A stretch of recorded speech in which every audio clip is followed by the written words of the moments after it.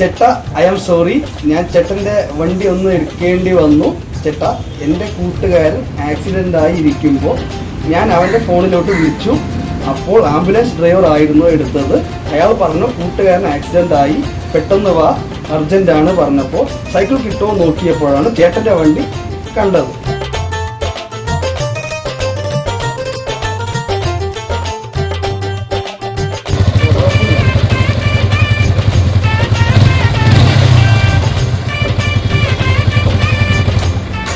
വണ്ടി പാതി വഴി ഓഫായി. ചേട്ടൻ്റെ വണ്ടി ചാവി ഇതിൻ്റെ കൂടെ വെക്കുന്നുണ്ട്, ഈ ലിസ്റ്റിൻ്റെ കൂടെ വെക്കുന്നുണ്ട്. കോട്ടച്ചന്തയിൽ വണ്ടി അവിടെ ഉണ്ട്. ചേട്ടാ,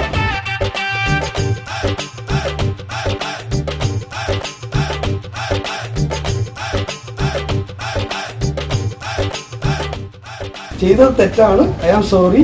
എനിക്ക് ചേട്ടനെ ഫേസ് ചെയ്യാൻ വയ്യ. ഞാൻ പാവപ്പെട്ടവനാ ചേട്ടാ, കേസ് കൊടുക്കരുത് പ്ലീസ്. സോറി.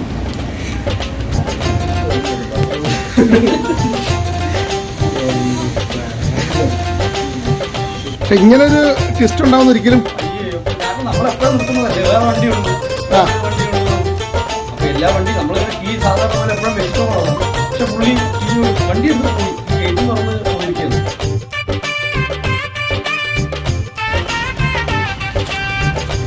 പെട്രോൾ തീർന്നതാണ് വിഷയമായത്. ആയിട്ടുള്ളതിന് പൈസ തരാന്ന് പറഞ്ഞിട്ട്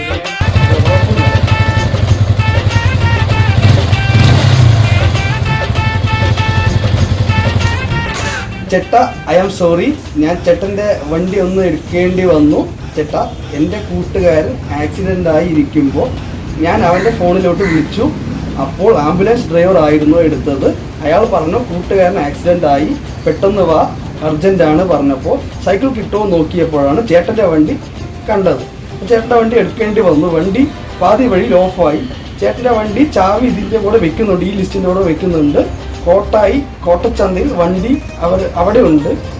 ചേട്ടാ, ചെയ്തത് തെറ്റാണ്. I am sorry. എനിക്ക് ചേട്ടനെ ഫേസ് ചെയ്യാൻ വയ്യ. ഞാൻ പാവപ്പെട്ടവനാ ചേട്ടാ, കേസ് കൊടുക്കരുത് പ്ലീസ്. സോറി.